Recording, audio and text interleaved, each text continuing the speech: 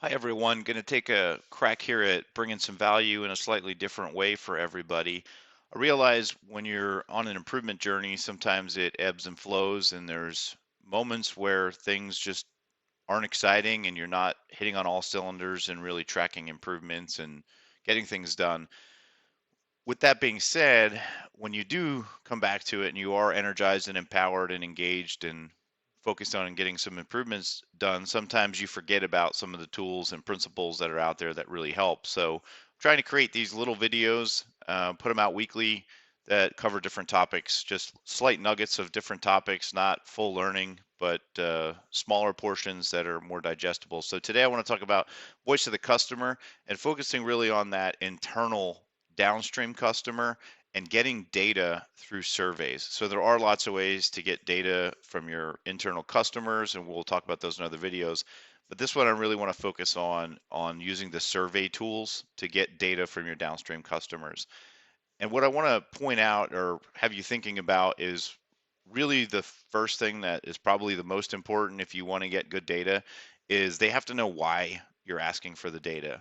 So I do have a template built that I use a lot, and the first thing it says is why, big bold letters, and off it goes. It gives them a statement on why we're asking for the data. So if you're going to use some sort of survey, go ahead and make sure they know why. And then the next thing that you'll need to understand is there enough psychological safety that you're going to get true and honest feedback? And most cases I find that there's not all that confidence, not 100% confidence that that's true. So we do anonymous surveys, make sure people know that it's anonymous, figure out ways to help them understand that it is, so that they can feel free to be open and honest in their feedback. Because if you don't get quality data, honest data, you're not really going to be able to make those solid improvements that you're looking for. And then the next thing you want to do is in your questioning, think about what your data is going to look like. And if there's different perspectives or different groups, you may need to ask questions that will allow you to later filter the data, like what group you report through or how often do you use this.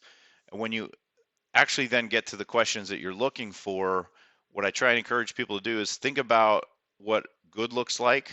So I get value from the product you give me, or the product you give me is on time. So it's that, make that statement of what ideal state looks like, and then have them kind of rank you. And I typically say 5 is a good number. You want 5 options for them instead of 3. A lot of times if people just see 3, they'll pick in the middle. And so things like strongly disagree through strongly agree are nice. If it's something where you're worried about how often this is happening, it might be always through never.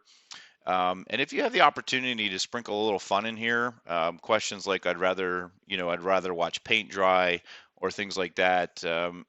These don't have to be just absolutely boring.